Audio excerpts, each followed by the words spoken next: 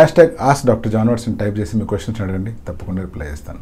N Kiran Kumar, sir for individuals with high grade baldness which hair transplant technique is most effective? ఒక వ్యక్తికి high grade baldness అని ఎప్పుడు అంటాము అంటే, ఎవరికైతే తల మీద ఈ సైడ్స్ మాత్రమే మిగిలిపోయి ఉంటాయి అండ్ వెనకాల కూడా 3 ఫింగర్స్ లేదా అంతకంటే తక్కువ హెయిర్ మిగిలి ఉంది అనుకోండి, ఇటువంటి వాళ్ళని హై గ్రేడ్ బాల్డ్నెస్ అంటాం. ఫస్ట్ పాయింట్ మనం ఆలోచించాల్సింది ఏంటి అంటే, వీళ్ళు కోరుకుంటున్నది ఏంటి అంటే, వీళ్లకు తలంతా జుట్టు కావాలి అన్న కోరిక ఉందా, లేదు తల జుట్టు ఉన్నట్లుగా కనిపిస్తే చాలు అనుకుంటున్నారా, లేదు తల మీద పల్చగా అలా జుట్టు ఉన్నా న్యాచురల్గా కావాలి అనుకుంటున్నారా, లేదా వాళ్ళు బట్టతల గురించి ఏమాత్రం ఫీల్ అవ్వట్లేదు, ఉండే జుట్టు పోకుండా ఉంటే చాలు అనుకుంటున్నారా అని. ఒకవేళ వీళ్ళకి బట్టతల ఉన్నా కూడా వాళ్ళ లైఫ్ మీద ఎటువంటి ఇంపాక్ట్ అవ్వట్లేదు, వాళ్ళు ఏమి ఫీల్ అవ్వట్లేదు అంటే వాళ్లకు ఎటువంటి ట్రాన్స్ప్లాంట్ చేయాల్సిన అవసరం లేదు. అలా అంటారేంటండి? వాళ్ళు గనక ఎగ్జిస్టింగ్ హెయిర్ కాపాడుకోవాలి అనుకుంటున్నారంటే సింపుల్గా బేసిక్ మెడికేషన్ వాడితే చాలు. సపోజ్ వాళ్లే గనక తలంతా జుట్టు ఉన్నట్లుగా అపియరెన్స్ కావాలి అని అనుకుంటున్నారు అంటే అటువంటి సిచ్యువేషన్లో స్కాల్ప్ మైక్రోపిగ్మెంటేషన్ అనేటువంటిది చాలా బాగా పనిచేస్తుంది. బట్ ఇక్కడ వచ్చిన డ్రాబ్యాక్ ఏంటి అంటే, మీరు రెగ్యులర్గా హెడ్ని షేవ్ చేస్తూ ఉండాల్సి వస్తుంది. ఎందుకంటే స్కాల్ప్ మైక్రోపిగ్మెంటేషన్ అనే టెక్నిక్ ద్వారా మీరు గుండు చేపించుకున్నప్పుడు ఉన్నటువంటి లుక్ని క్రియేట్ చేయగలుగుతాం, బట్ జుట్టు పెరిగినప్పుడు ఉండే లుక్ని క్రియేట్ చేయలేం. అందుకనే మీరు ఎవ్రీ ఆల్టర్నేట్ డేస్ హెయిర్ని పూర్తిగా షేవ్ చేస్తూ ఉండాల్సి వస్తుంది. సపోజ్ ఇదే హై గ్రేడ్ బాల్డ్నెస్ ఉన్న వ్యక్తి, సార్ నాకు తలంతా పల్చగా జుట్టున్నా పర్లేదు బట్ న్యాచురల్గా కావాలి, లేదా తలలో ఫ్రంట్ భాగంలో కొంచెం జుట్టున్నా పర్లేదు, నేను జస్ట్ ముందర హెయిర్ స్టైల్ దువ్వాలనుకుంటున్నాను అని గనక అంటున్నాను అనుకోండి, అటువంటి సిచ్యువేషన్లో మనం వీళ్ళకి హెయిర్ ట్రాన్స్ప్లాంటేషన్ సజెస్ట్ చేయాలి. ఇప్పుడు హెయిర్ ట్రాన్స్ప్లాంటేషన్ అనే నిర్ణయం తీసుకున్న వెంటనే మనం మొట్టమొదటిగా గమనించాల్సింది ఏంటి అంటే, డోనర్ ఏరియా ఉందా లేదా అని. సపోజ్ ఈ వ్యక్తికి తల వెనకాల భాగంలో ఉండే 3 ఫింగర్స్ డోనర్ ఏరియా తప్పిస్తే ఇంకా బాడీ మీద ఎక్కడ కూడా హెయిర్ లేదనుకోండి, అటువంటి సిచ్యువేషన్లో హెయిర్ ట్రాన్స్ప్లాంటేషన్ చేయడం మంచిది కాదు.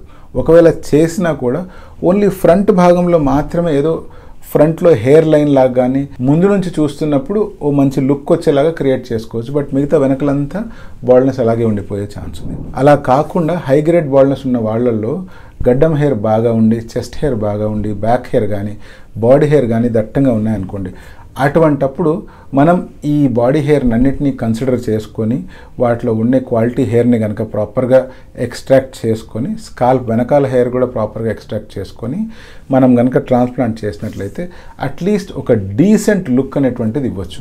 ఇప్పుడు దీంట్లో ఏ టెక్నిక్ అయితే బాగుంటుంది అంటే, సపోజ్ తల వెనకాల కనుక డోనర్ ఏరియా కొంచెం పెద్దగానే ఉంది అనుకోండి, అటువంటి సిచ్యువేషన్లో FUT చేసినా FUE చేసినా ఎటువంటి ఇబ్బంది లేదు. బట్ తల వెనకాల భాగంలో చాలా పల్చని ఏరియానే ఉంది అనుకోండి, అటువంటప్పుడు FUT అంటే స్ట్రిప్ మెథడ్ చేయకపోవడమే మంచిది. ఇప్పుడు బాడీ హెయిర్ అంటారా, బాడీ హెయిర్కి డెఫినెట్గా మనం FUEనే చేయాలి. ఆ FUEలో కూడా అడ్వాన్స్డ్ ఇన్స్ట్రుమెంట్స్ వాడవలసి ఉంటుంది, హెయిర్ని జాగ్రత్తగా ఎక్స్ట్రాక్ట్ చేయవలసి ఉంటుంది, అవసరమైతే హెయిర్ని ఎక్సైజ్ కూడా చేయవలసిన అవసరం ఉంటుంది. సపోజ్ ఈ హై గ్రేడ్ బాల్డ్నెస్ ఉన్న వ్యక్తికి తల ట్రిమ్ చేయించుకోవడం ఇష్టం లేదు అనుకోండి, అటువంటప్పుడు మనం లాంగ్ హెయిర్ ట్రాన్స్ప్లాంట్ అనే టెక్నిక్ ద్వారా లాంగ్ హెయిర్ని డైరెక్ట్గా తీసి లాంగ్ హెయిర్ని ఇంప్లాంట్ చేసేసుకోవచ్చు. ఇప్పుడు ఫైనల్ కండిషన్ చూద్దాం.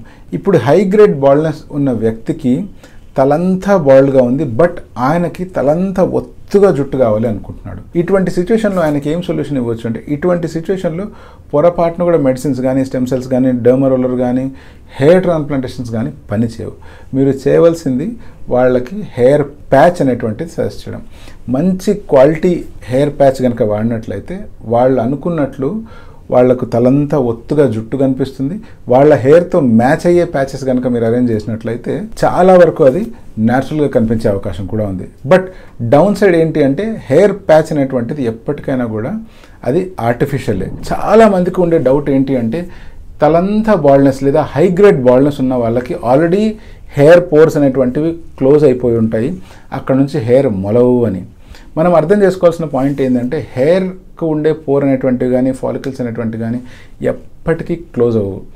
హెయిర్ అనేటువంటిది బట్టతల క్రమంలో క్రమక్రమంగా చిన్నగా అయిపోతుంది, అంటే మినియేచరైజ్ అయిపోతుంది తప్పిస్తే ఆ హోల్స్ అనేటువంటి క్లోజ్ అవ్వడము అనేటువంటిది అంతా మీకు అర్థం చెప్పించడానికి చెప్పే మాటలే తప్పిస్తే హెయిర్ పోర్స్ అనేటువంటివి క్లోజ్ అవ్వవు. బట్ ఆ ఏరియాలో ఉండే ఎగ్జిస్టింగ్ హెయిర్ గ్రోయింగ్ కెపాసిటీ కోల్పోతుంది. సో అటువంటి సిచ్యువేషన్లో కనుక ట్రాన్స్ప్లాంటెడ్ హెయిర్ ఇంప్లాంట్ చేస్తే ఆ ఏరియాలో హెయిర్ గ్రో అవుతాయంటే లక్షణంగా గ్రో అవుతాయి. ప్రాపర్గా గ్రోత్ వచ్చిన తర్వాత మీరు దువ్వుకోవచ్చు, మీకు కావాల్సిన హెయిర్ స్టైల్ కూడా మెయింటైన్ చేసుకోవచ్చు. సో హై గ్రేడ్ బాల్డ్నెస్ ఒకవేళ ఒక వ్యక్తికి ఉంది అంటే వాళ్ళు కుంగిపోవాల్సిన అవసరం అస్సలు లేదు. రకరకాల ఆప్షన్స్ ఉన్నాయి. మీ ప్రాబ్లమ్ని కనుక ఒక proper dermatologist and hair transplant surgeon దగ్గరికి వెళ్ళినట్లయితే ఈజీగా సాల్వ్ అయిపోతుంది. మీ ఫ్రెండ్సే కనుక హై గ్రేడ్ బాల్డ్నెస్తో వరీ అవుతున్నారు అంటే తప్పకుండా వాళ్ళకి షేర్ చేయండి. This is doctor John signing of.